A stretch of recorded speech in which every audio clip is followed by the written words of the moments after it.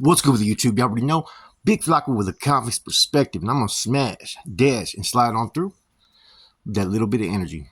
Please hit the like, subscribe, comment, do all those things to help support this channel, and hit that bell notification for future fire content. So, an update in the news: a Bay Area man suspected evading a fellow gang member in a murder a woman in order to prevent her from telling police what she knew about a triple homicide in Richmond was offered a plea deal.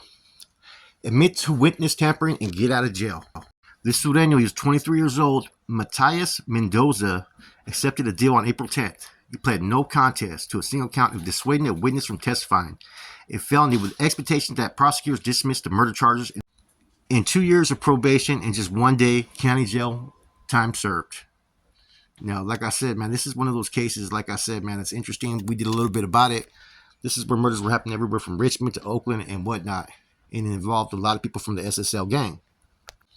Now, Mendoza had been in jail since around November of 2021 when he was charged basically with murdering his former girlfriend, 31-year-old Carolina Carrillo Mendoza, in a shooting in Oakland Hills on October 18th of 2021.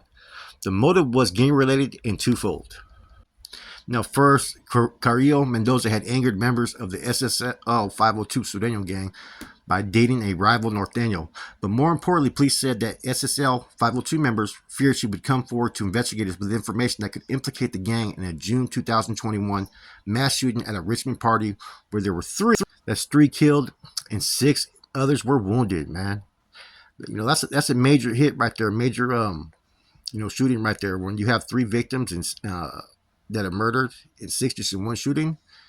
Like I said, a lot of the cats from Richmond, the Richmond Surenos, I will say this. Growing up in Richmond, it's an environment that's like no other. It's treacherous, it's cutthroat.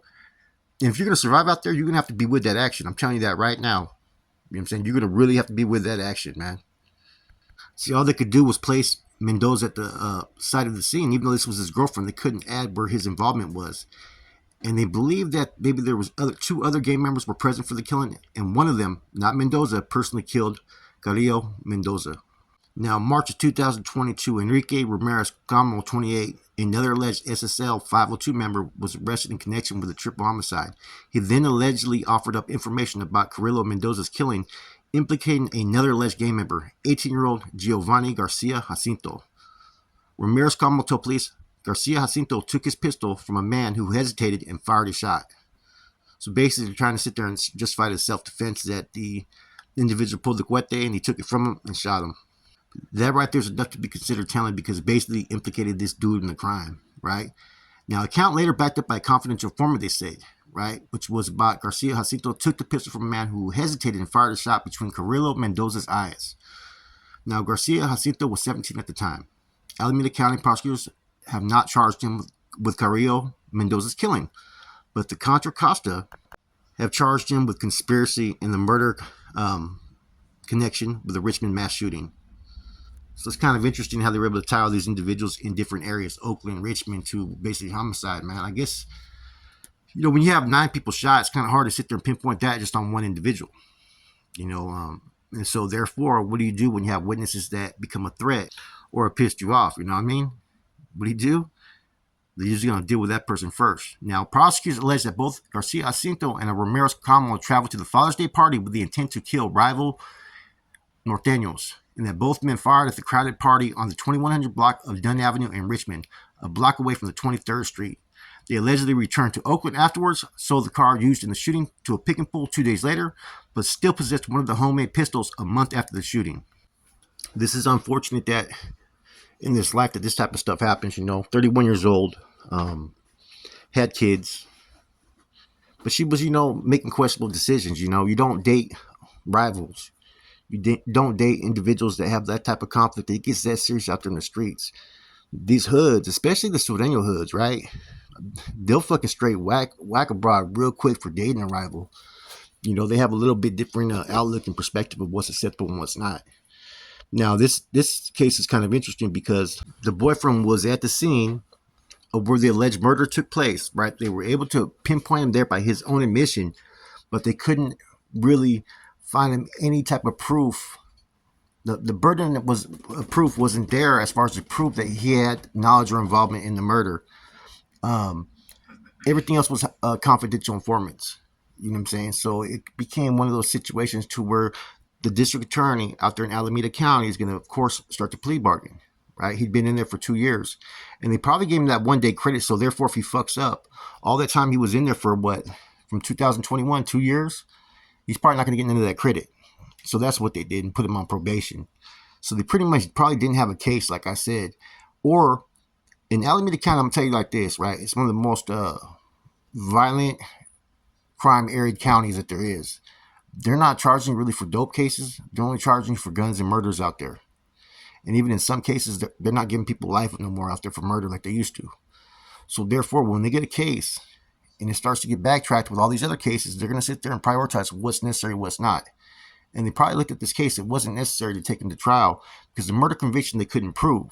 Now, other counties that are real like rich and have the money and there's crime but not as much, hey, they may have rocked it, But Alameda County, I'm telling you right now, they will drop a lot of charges. So will San Francisco County. They're known to sit there when you catch a felony. The other counties would send you to prison. If you were on probation, they would just violate your probation, right?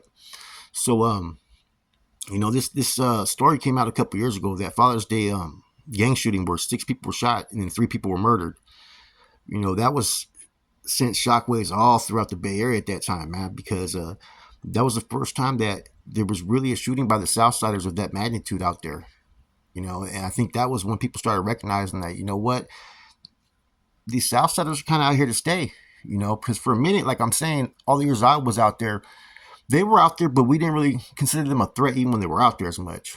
It was not the problem.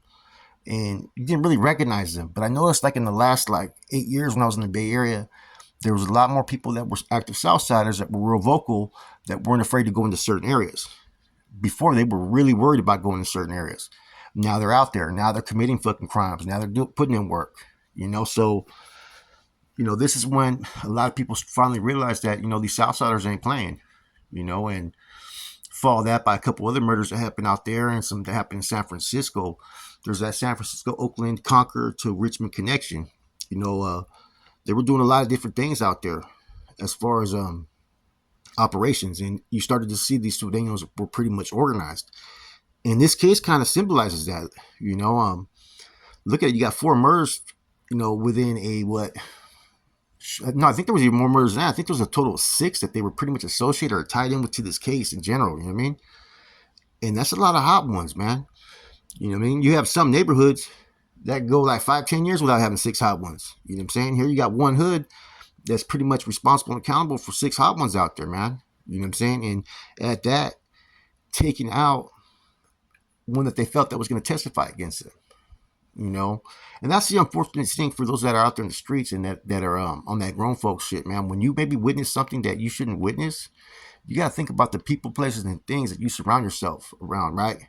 Because you never know what the consequences will be of what you may see or who trusts you. Because there's a lot of people who are flipping in the game. You know what I'm saying? There's people that will flip over fucking trying to get that quick fix that they need, and it's better to be out the circles, out the mix, if you're really not made for that life, than being out there in the circles and out there in the mix and get caught up and just pretty much get put in a position like this. Like I said, I'm not a firm believer of crime in general, right? But especially towards any woman, you know what I'm saying? But if you're living that lifestyle, you kind of get it. You understand it. This is what calls for people that live that lifestyle. Either you're going to go full throttle all with it or you're not, right? This guy was fortunate that, whatever happened in his case, that he had a good attorney. And, I think they cut deals with everybody else. I'm not too sure. Cocoa County is where the murder happened in Richmond, the triple homicide. Now, that's a whole different county. They'll spend the money. That's why they got the cat Jacinto. They got him on a conspiracy over there. And, if you really think about it, there's been a lot of fucking serious cases that have happened. You had the one that happened out there in Hayward, fucking South Gardens, where they killed a Southsider because of fucking something to do with the connect that was tied into the big homies out there, I guess, right? Then you had the indictment that happened in San Jose with SSP, right? Then you had the other indictment out there in Frisco with 19th Street and MS-13. So there's been a whole lot of things that have happened in the Bay Area, man. The Concord too, as well, with the Surenos. That it shocks me because I've been away from that lifestyle out there in California for a long time that is crazy. You know what I'm saying? Like I thought there was a lot of indictments within the North Daniel factions out there, right? But these are whole hoods that are getting taken down. You know what I'm saying? And a lot of them are operating almost on a high level, man, that they got established foundations. They got fucking businesses, operations going on out there. They're taxing their own people. They're doing their damn thing in Northern California, which is something like I thought for years we would have been able to maintain a little bit of control over. You know, anyways, this is a quick spill. I got a couple other things I'm gonna be working on, man, but I just wanted to drop this one real quick. Everybody have a positive, productive day. I'm gone.